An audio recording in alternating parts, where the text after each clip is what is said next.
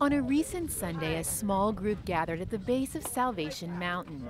They were waiting for Leonard Knight, the man who 30 years ago started building Salvation Mountain.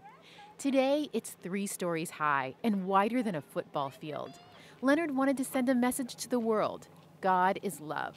He had no training as an artist. He learned to make adobe, and visitors gave him buckets of paint. Leonard lived at the base of the mountain for years in the back of a truck with no electricity. His only income was a modest check from the VA. Word of Salvation Mountain spread. It became a tourist attraction, drawing hundreds of visitors a day from all over the world. But just over a year ago, age and the harsh desert climate finally forced Leonard to leave his life's work. At 81, he now lives here, the El Dorado Care Center in El Cajon. And people are treating me good here, and I'm happy here.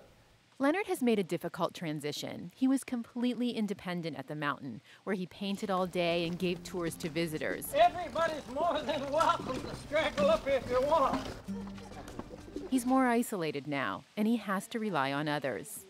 I've got a lot of nice nurses taking care of me. And sometimes when I get grumpy, boy, I want to sit back and realize that I don't have that right to do that. That's not a good, smart thing to do, Leonard. Don't get grumpy. Get happy. Dan Westfall is a close friend of Leonard's. He visits twice a week and coordinates his care. When a collapsed artery meant amputating one of Leonard's legs, Westfall was the one to tell him. And he asked a couple questions, very poignant questions, and about, is this the only thing we can do? And he really, right there. And then he thought for about 10 seconds and said, okay, well, I guess that's what we got to do. He accepted it. Westfall met Leonard in 2008 when he first visited Salvation Mountain.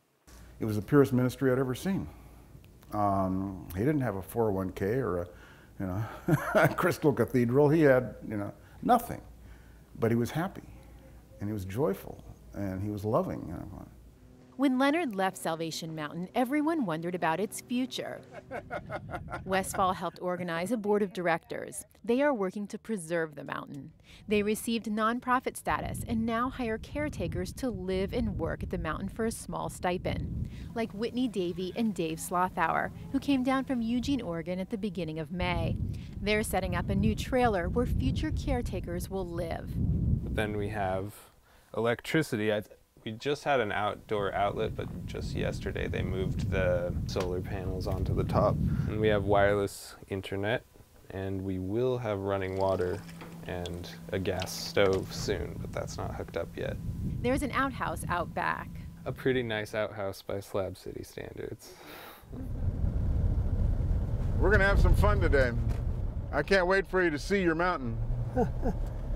Westfall offered to drive Leonard the 2 hours east to Salvation Mountain for the day-long visit. We're going to stop about here. Leonard's only been back twice, so this is a big deal. Hi. A few weeks ago, Leonard had cataract surgery on both eyes. He'd confessed to Westfall that he hadn't been able to really see his mountain in 10 years. Take a look at your mountain. Yeah. Hello. Hey, how are you doing? Been a long time. As visitors came up to say hello and welcome Leonard home, a familiar face appears. I recognize you. How you doing, man? That's Builder Bill. He lives just down the road in Slab City, and he helped Leonard work on the mountain for over 20 years. Are you Builder Bill? That's me. That's me. I thought it was. Hi. I'm glad you came by, and I'm glad you're still working on the mountain a lot. Over the years, many tourists have taken Leonard's picture in front of Salvation Mountain. He always gave his signature 2 thumbs up, a gesture he clearly hasn't forgotten. Wow. On this day, Leonard also gets to do what he loves best, share his message with the strangers who visit Salvation Mountain. There's thousands of people just loving God and keeping it simple, and let's not get complicated with love. As the hours passed, it wouldn't be long before Leonard would have to leave his mountain and return to the nursing home where he gets the care his aging body needs. But for the moment, he's inspired. Everybody that came along, thanks a million for coming. You really made my day in a big way. Really. Wow. I feel as if I can roll this right up that mountain next year. Angela Carone, KPBS News.